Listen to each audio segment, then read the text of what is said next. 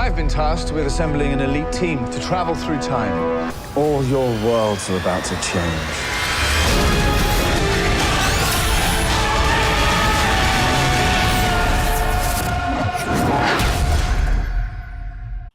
Hey guys, Nick here. Welcome to my Legend of Tomorrow episode review. My thoughts on the brand new DC show, Legend of Tomorrow, that just premiered tonight on the CW. And this has been a show that I've been pretty optimistic for the last, 7-8 months now. Ever since they first announced it, and they're talking about bringing this group of supporting characters from, Flash and Arrow. And now they're expanding, the CW superhero shows. Now there's 3 of them. And considering the fact that, it's a team consisting of Firestorm, Captain Cold, Heatwave, Atom, White Canary, Hawkman, Hawkgirl, all these weird characters that wouldn't necessarily think would work well together, especially considering you have 2 villains in Captain Cold and Heatwave. And plus the premise alone, just having this weird group of people come together to fight Vandal Savage.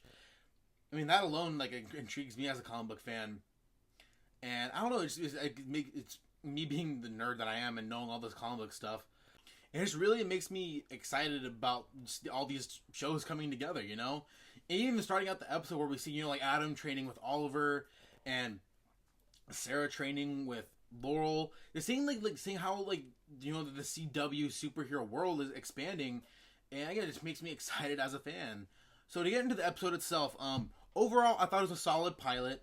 Really uneventful for the most part. We do learn some new things, especially about the Professor Boardman character, and a lot of other little minor things. You see the DC character Kronos in there for a bit. We learn more about the future, and the opening shot we see Vandal Savage kill a wife and child, and later in the episode we find out that it was Rip Hunter's wife and child that he killed.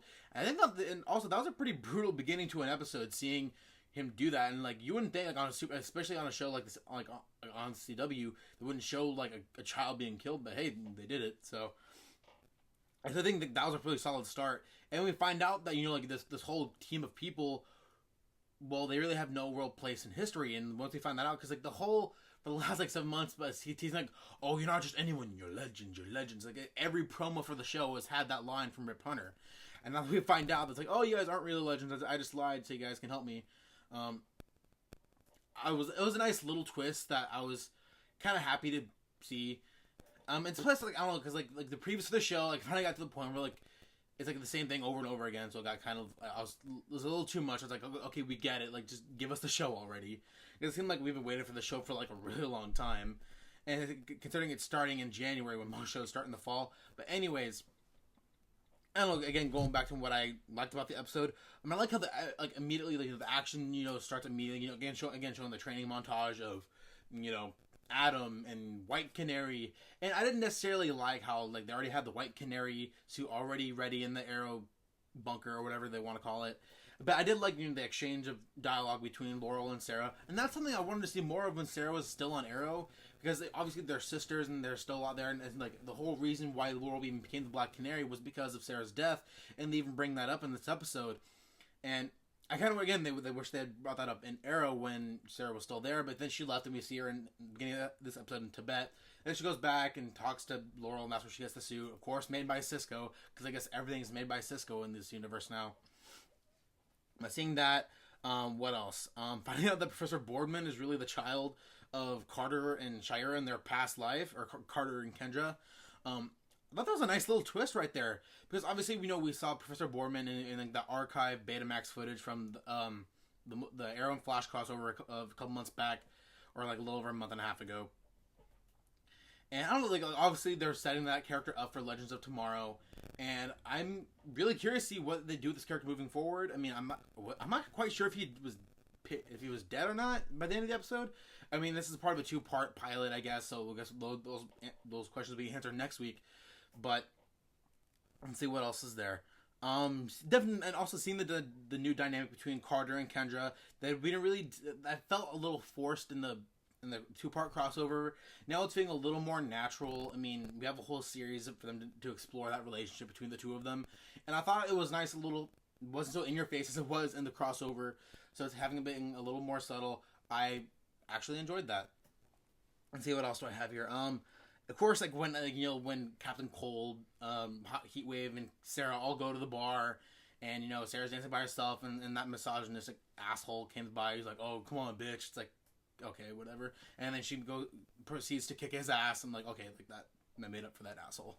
The whole bar fight was still pretty cool. I mean, Heatwave himself is still a little on the weird side. Just like he's like a little like overacting a little bit here and there. But overall, I mean, I want to see more of the character. I just still think it's weird just the fact that they're bringing Heatwave and Captain Cold, two villain characters from the Flash show.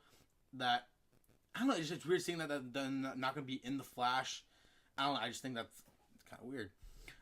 What else is there? Again, the Kronos cameo. Finding out that the team had no real place in history. Sorry, I'm just going off my notes here.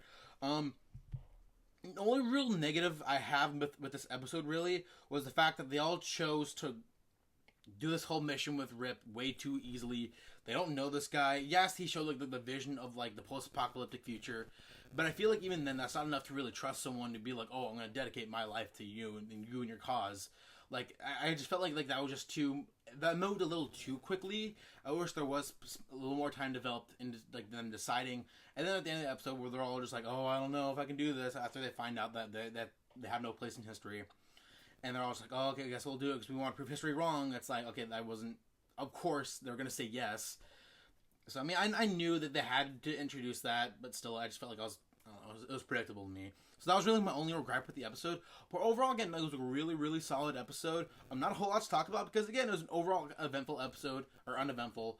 There's really just setting out the series as a whole, showing all these not new characters, but all these characters coming together and working together and introducing this new dynamic on the CW with all these characters. So with that being said, I think that's going to be it for me, guys. So if you guys like what you see here, go ahead and hit subscribe below.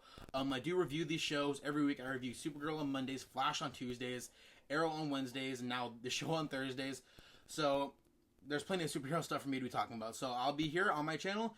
And again, if you guys want to go ahead and like, comment, keep the conversation going. And that'll be it for me. So until next time, guys, have a good one.